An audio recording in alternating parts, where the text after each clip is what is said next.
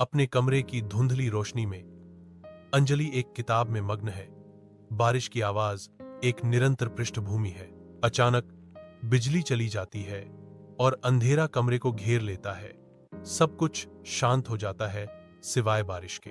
अचानक अंधेरे में अंजलि तुरंत अपने मोबाइल फोन को चालू करती है। टॉर्च की किरणें छाया से होकर गुजरती हैं। प्रकाश की किरण एक पुराने दर्पण पर पड़ती है, जिसकी सतह उसके चेहरे का एक विकृत संस्करण दर्शाती है। अंधेरे में अकेला दर्पण रहस्य रखता है, जो न केवल प्रकाश को दर्शाता है बल्कि अज्ञात को भी दर्शाता है। अपने कमरे की शांति में अंजलि दर्पण में देखती है अपनी ही निगाहों में खोई हुई एक सूक्ष्म बदलाव। प्रतिबिंब मुस्कुराने लगता है, एक शांत अजीब बदलाव। अंजलि दहशत में आ जाती है क्योंकि वह चारों ओर घूमती है, इस परेशान करने वाले बदलाव के स्रोत की तलाश करती है।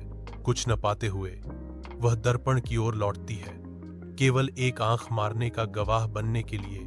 एक जानबूझकर ठंडा कार्य। कांच से प्रतिबिंब उभरने लगता है, वास्तविकता को धता बताता है और आतंक को गहरा करता है। दर्पण की गहराइयों से छाया साकार होती है, वास्तविकता पर अपनी पकड़ मजबूत करती है। अंजलि का डर उसकी चीख को शांत कर देता है, क्योंकि शैडो घोषणा करता है, अब मैं यहां रहूंगा और तुम इस दर्पण में रहोगी। अगली सुबह होती है। एक दर्पण पर प्रकाश डालती है जो अब अंजलि को बंदी बनाए हुए है।